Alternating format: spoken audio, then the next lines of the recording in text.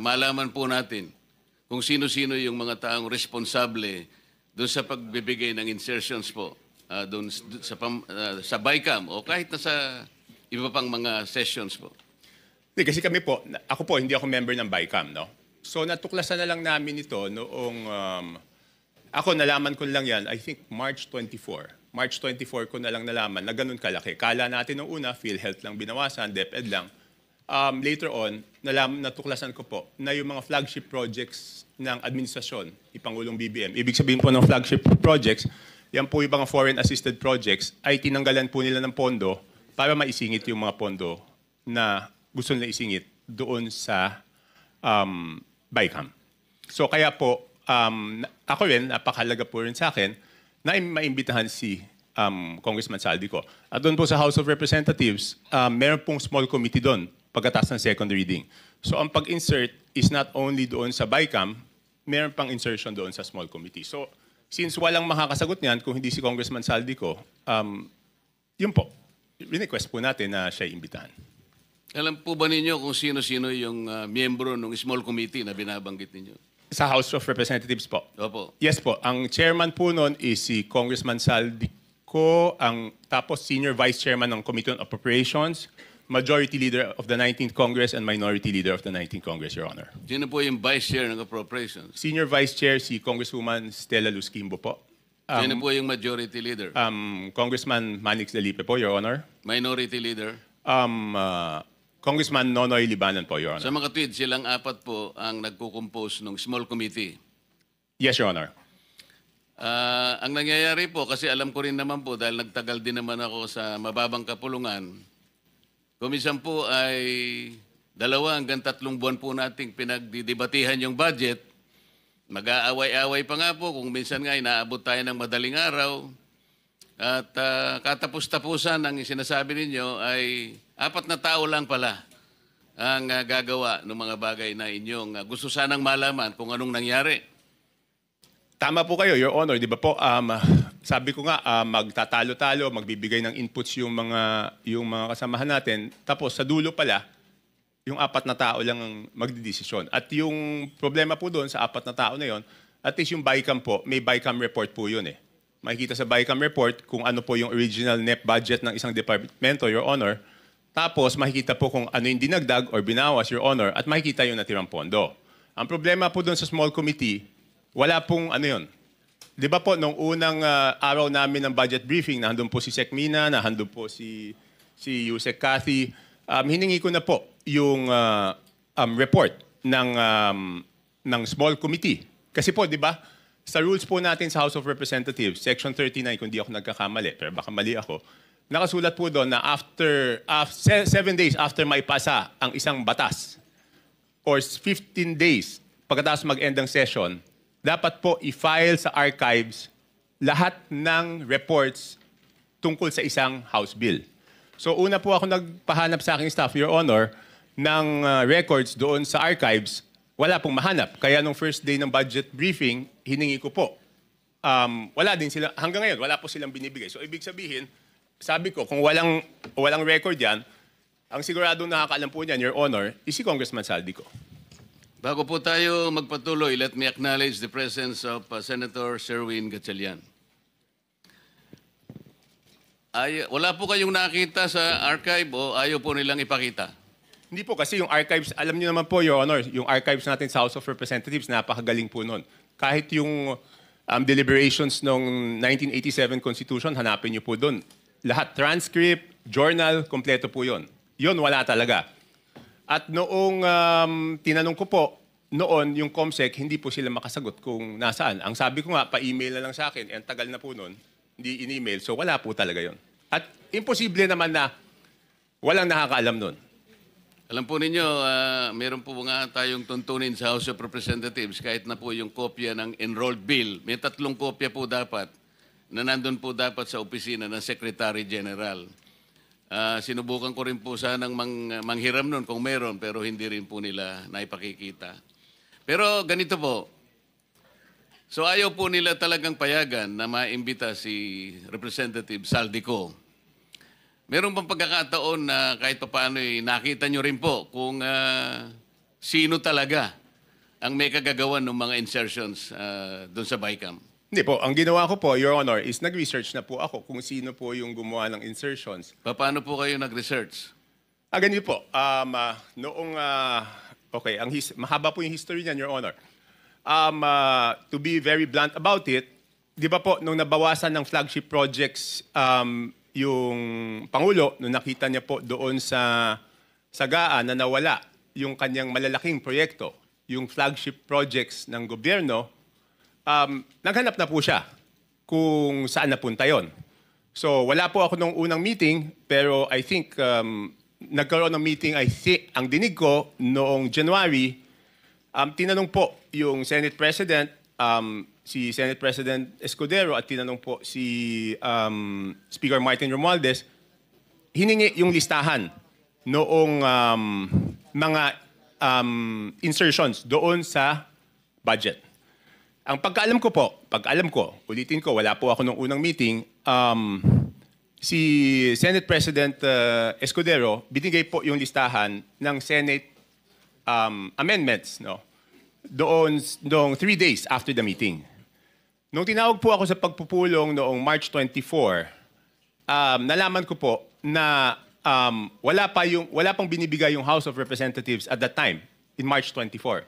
Kaya po ako nasama sa meeting na yon is para hingin na sa House of Representatives yung listahan noong mga insertions ng House of Representatives naman. So kaya lang po ako napasok dun sa usapan na yon noong March 24. March 24, 2025 was the first meeting.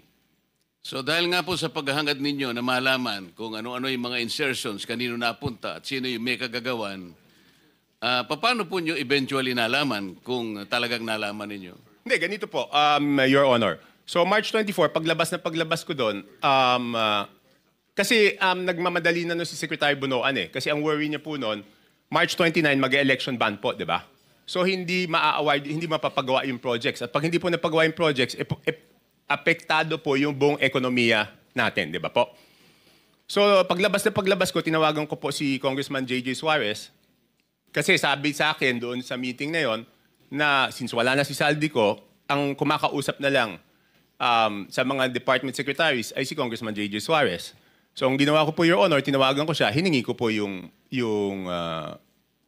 listahan ng insertions. Pero nagtagal po bago po nila naibigay sa akin. I think 3 batches bago po nila naibigay sa akin yung kompletong listahan po nung sa House of Representatives. Sa mga po ay kinausap nyo si Congressman J.J. Suarez, nagbigay naman po ba siya ng impormasyon na inyong hinihingi? Tinawagan ko po. Nung una, nagpabigay siya ng hard copy. Sabi ko, paano ko naman hahanapin to?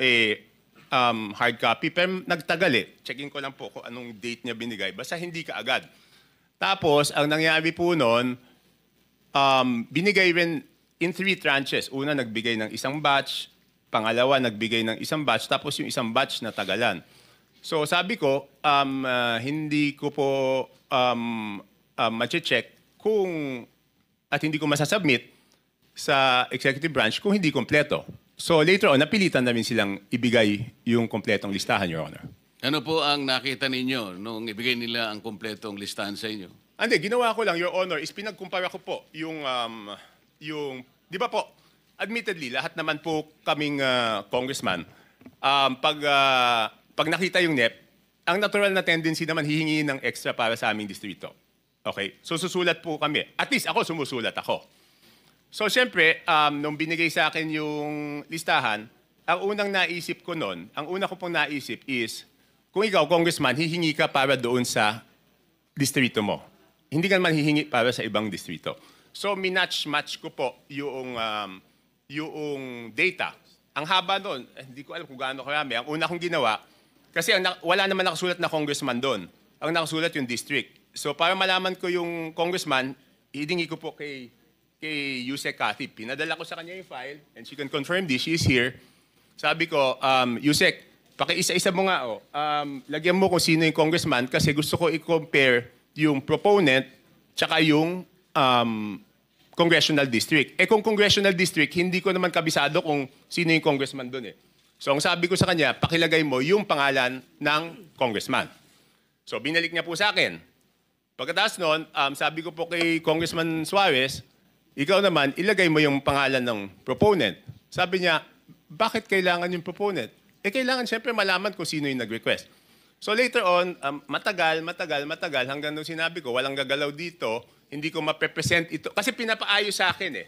Siyempre gusto ko, pag prinisenta ko po, dahil ako magpipresenta nun, kailangan kompleto yung data. So sabi ko, hindi ko masisimulan yung presentation kung hindi nyo ibibigay kung sino yung proponent.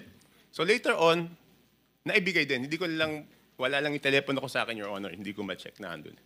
So makatwid, naibigay naman sa iyo ni Yusek Cathy Cabral kung ano-anong mga distrito yon. Yes po, Your Honor. At naibigay naman sa iyo ni Congressman J.J. Suarez kung sino yung proponents doon sa mga distrito. Yes, pero nagtagal po. Nagtagal. Kaya ngayon po, pwede ba niyong sabihin sa amin kung ano ang napansin ninyo? Kung ang pag-uusapan ay yung mga distrito at yung mga proponents na nagbigay o naglagay doon sa mga distrito na yon. Ano yung unusual na napansin ninyo kung meron man? Hindi, Your Honor, ang una ko pong ginawa, siyempre ako po yung magpepresenta. Ayoko naman na ako magpepresenta tapos mali pala yung data na pipresenta ko. So ang una ko pong chinek, Your Honor, is yung... Kasi di ba sa BICAM, may nadagdag naman talaga po doon sa navotas. Okay? Yun nga, ini-issue sa akin, insertion yun. Hindi ako makakapag-insert, Your Honor. Kasi ako po ay hindi membro ng BICAM. So pwede lang po ako mag-request kung ano man yung pumasok doon sa BICAM, yun amyenda na pinayagan ng BICAM. Okay? Opo. So, para hindi ako mapahiya, ang una kong chinek is kung tama yung pumasok Sa inyong nadagdag. distrito? Hindi, yung sa akin muna. Yun nga po, sa distrito niyo. Kasi alam ko po kung magkano yung nadagdag sa akin sa BICAM. Tumama naman po. Tumama, kasi ang request ko noon is 1.1 o 1.2. Ang pumasok po galing sa House of Representatives na request is 529 at meron po galing sa Senate na 121 po yata. Pero yung sa Senate is all classrooms po yon. So nung tumama na, sabi ko, since tama yung sa akin na nadagdag doon sa aking NEP, kumpiyansa ako na tama yung records. So ginawa ko po, pinesent ko na po. Ano po yung nakita nyo sa ibang distrito na hindi masyadong, na very unusual? Halimbawa, palimbawa sa dalawang probinsya ng Mindoro. Mindoro Oriental at saka Mindoro Occidental. Because I'm going to take advantage of the presence of the good governor of Mindoro Oriental. Kaya ko lang po tinatanong. With no offense meant, Your Honor, kay Gov. Dolor and to my fellow congressmen, ng district congressmen, ang una ko pong napansin doon is lumobo yung dalawang Mindoro, isang Oriental, isang Occidental. Ang NEP po nila is something between 1.5, sabihin na natin para safe ako, hindi lumampas ng 2.5 yung, but I have the figures, Your Honor, kaya lang para lang mabilis po tayo, Your Honor. Hindi lumampas ng 2.5 yung NEP nila, pero ang GAA po nila is, magkano ba? 20 billion. So, nagulat ako, sabi ko, in fairness doon sa mga district congressmen, Your Honor, hindi po nila kaya gawin yun. Hindi kayang gawin ng regular congressman na magdagdag. Hindi naman po sila miyembro ng Committee on Appropriations. Parehong first-term congressman po yun. So hindi nila kakayanin magdagdag ng ganun kalaki. Kasi ang hirap po, di ba? In my case, nag-request ako 1.2 billion, ang nabigay lang 569. So paano namang itong congressman na to, makakapagdagdag siya ng ganun kalaki? So chinek ko na po, sino yung naglagay ng mga pondo doon. Sige po. Tapos po, nagulat din ako kasi siyempre makikita ko doon sa proponent tsaka doon sa district congressman. Nagulat po ako na, for example, alam ko po kayo dating party list, Your Honor. Pero may dalawang party list po doon, nasa BICAM lang, hindi ko alam yung sa small committee, ay nadagdagan sila ng 2 billion. Anong party list po? Ako Bicol at BHW po. Ang alam ko po, Your Honor, ang party list congressman, ang allocation po yata, kung di ako nagkakamali, but I'm sure you know better, is 100 to 150 million lang. Tama po yun. Kapag kayo po ay party list representative, tuwang-tuwa na po kayo pagka nakakuha kayo ng 170 million. So sinasabi po ninyo, dalawang party list yan, 2 billion po yung nakuha Sa BICAM po. sa BICAM. So hindi ko na po na-check, Your Honor, yung kasi one-man team to, ako mismo ano nito eh. So, Balikan po natin yung sinabi nyo without any offense meant dun sa representative po dyan sa Mindoro Oriental at saka Mindoro Occidental. Kayo na po ang nagsabi na parang wala naman sila sa kalagayan na manghingi ng ganong kalaki sapagkat hindi naman sila kasing sikat ng isang Toby Chanko. Hindi po. Kung kayo nga po nanghingi ng ganito, kalahati lang ang naibigay. Sabi po nyo kanina, hindi sila lalampas ng at least 2.5B. Pero ano pong nakita ninyo? Naging 20 sa Makatwid. Magkano po yung nadagdag? Sangayon po dun sa inyong nakita. 17, ganyan. Di ba? Sabihin mo 2.5 to 20, di 17.5. Tapos ang isang nakita ko po doon, under proponent, nagulat po ako na yung proponent ng mga dagdag sa distrito na to, under BICAM, is si Congressman Saldico, na 13 billion. Sir, Your Honor, pwede bang i-ano ko lang yung USB na ayaw nila ipakita doon para mas madali kong mapaliwanag? Yun nga po yung gusto namin kung papayag Kasi kayo. mahirap puro kwento eh. Ito, may numero po to. Bigyan natin ng kopya po yung Blue Ribbon Committee. May I direct staff of the Blue Ribbon Committee to please secure the copy from Congressman Tiangco para makita po natin yung binabanggit niya. Ipakita po natin sa sa screen.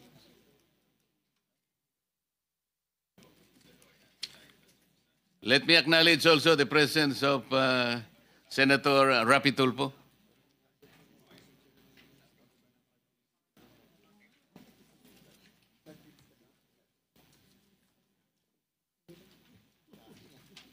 Mr. Chair, may I interject, Mr. Chair? Yes, Senator. Yeah, I would like to direct this question Ah. to, Sandali. Let me acknowledge also the presence of Senator Bato. Continue, sir. I would like to direct this question to Congressman Toby Chanco. Sir, sabi niyo parang 17.5 ang nilobo nung budget. Tama po ba yun? Kunin ko lang po yung eksaktong records para sigurado.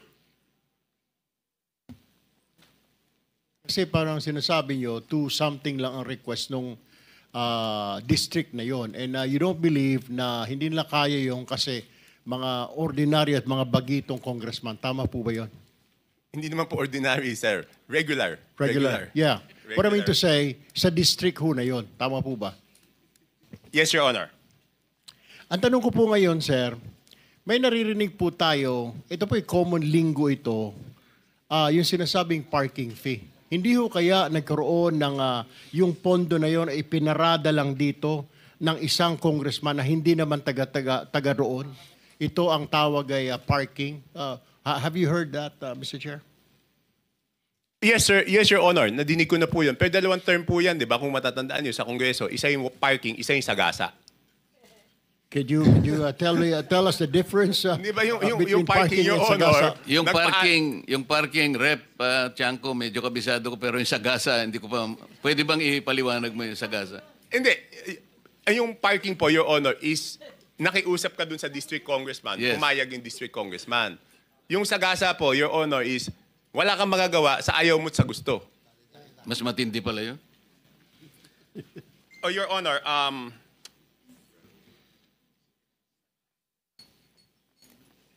so 2 term po yan, Your Honor. Isang parking, kasi madidinig mo sa congressman nasagasaan kami. Paano naman kayo nasagasaan? Binatuhan kami ng pondo na hindi naman namin alam. Ang ibig sabihin, Mr. Chair, yun nangyari sa Mindoro ay sagasa po yun? Your Honor, I have no personal knowledge. Your Honor, ito po. Mindoro Oriental, DEO, 2,530 billion ang NEP. Nandito naman po si Yusek Kati, pwede niya i-confirm to kung pareho yung records namin. Tapos, ang total budget is 20,999 million. Tapos, yung Mindoro Oriental DEO, 1,508,583,000. Ang GAA po niya is 20,795,429. So nagulat ako nung nakita ko yon, Your Honor. Thank you, In Mr. Chair. both provinces, si Representative Saldico ang nakalagay po na proponent. Hindi, doon po sa ano. Kasi ganito po to. Ito na po yung total. Sabi ko nga, hindi ko makikita kung ano yung sa small committee. Ang nakita ko, nung tinitignan ko po yung kay Saldico, next slide please. Yan, maliit lang eh. Yan po, for example, ito muna, ABRA. Ang proponent is Congressman Saldico. Hindi ko na po linagay yung district congressman, sir, kasi, Your Honor, kasi sabi ko nga, baka naman wala siyang alam, tapos mababash siya ng mababash, di ba po? So, ang nadagdag po to the district of Abra is, sige, next slide,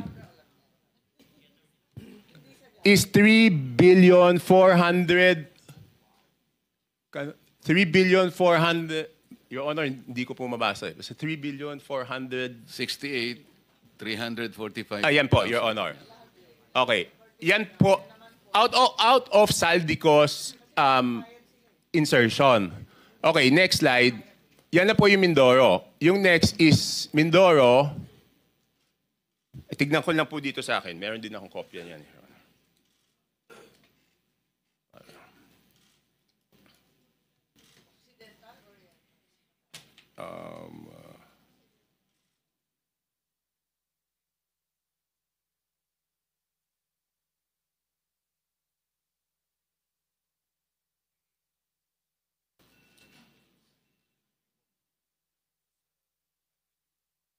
Next is Occidental Mindoro, 3.2 billion po yan ang nadagdag. Okay, next is Oriental Mindoro, 3,105,759.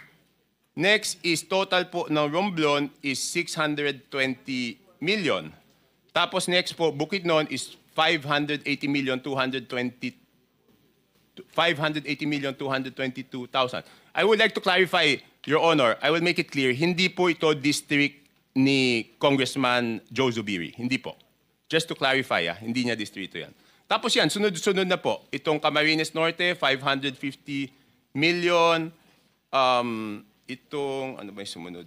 Batangas, 429.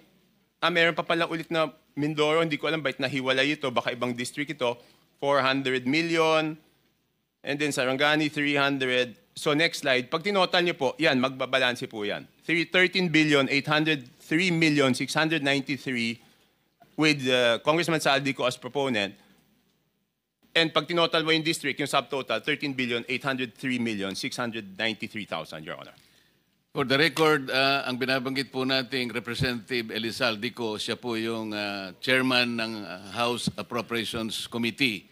Sa makatwid po, Rep. Toby, kung titingnan po natin at pagbabasihan, ito pong nakalap po ninyong impormasyon, lumalabas po na si Rep. Saldico ay siyang proponent ng halos 13.8 billion. Hindi natin malaman kung ito pinarada o sinagasa. Yun po ba ang ating conclusion? Na po yung ilang congressman dyan, sabi na hindi amin yan. Hindi namin ni-request yan. So hindi ko na po, hindi na ako nagtanong kung parada yan or Sagasa. Ang sinasabi ko lang po is, yan po yung nakita ko. Kasi normally, kung kunyari, yan po yung request ko, dapat ako yung proponent. At ako rin po yung congressional district. So pag magkaiba, magtataka kayo bakit eh. Chair, baka may dadagdag si Gob, Dolor, dahil puro Mindoro ang binabanggit. Yun nga po, may I take advantage of your presence, Gob. Total, nababanggit naman po ang inyong probinsya.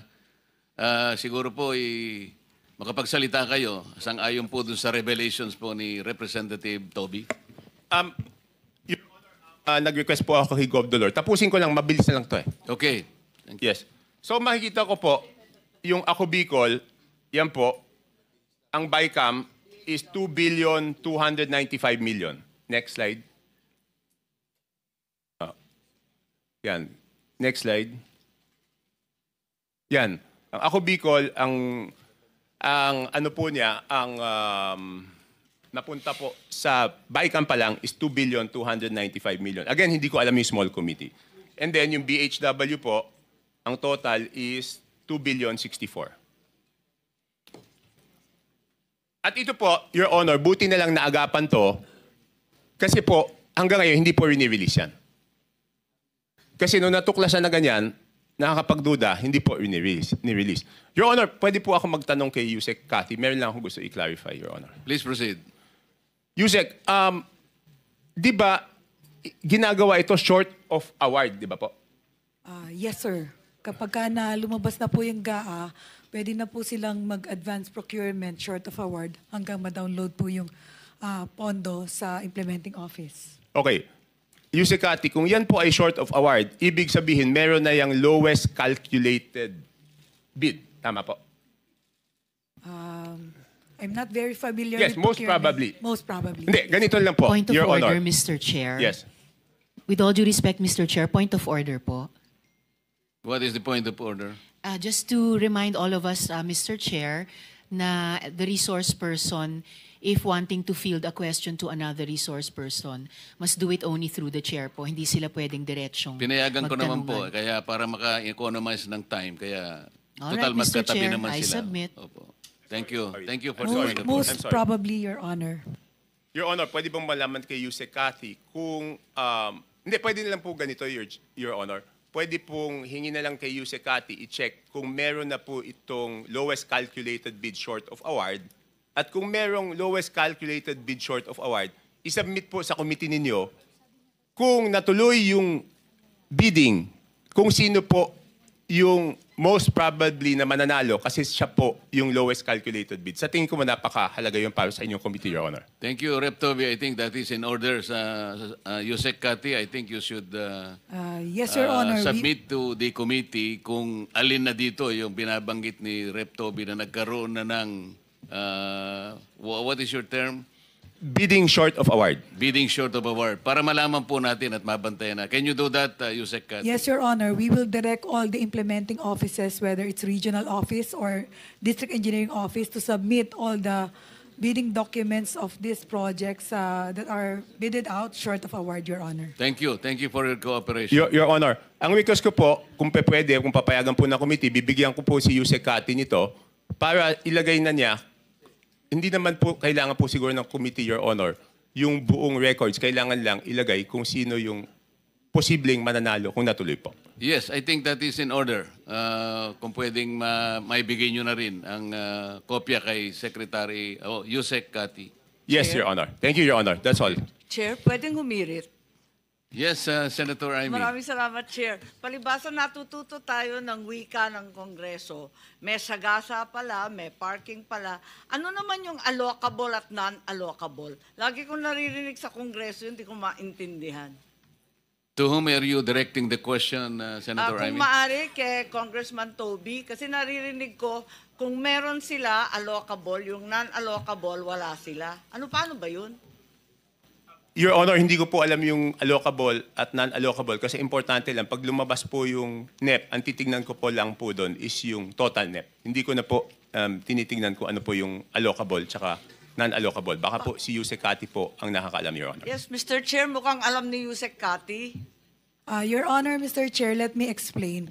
Yung not allocable, yun po yung hindi naman part ng district allocation. Ito po yung mga big ticket projects like foreign assisted na hindi naman po bumababa sa district maintenance fund, equipment fund, preliminary and district engineering fund, right-of-way fund.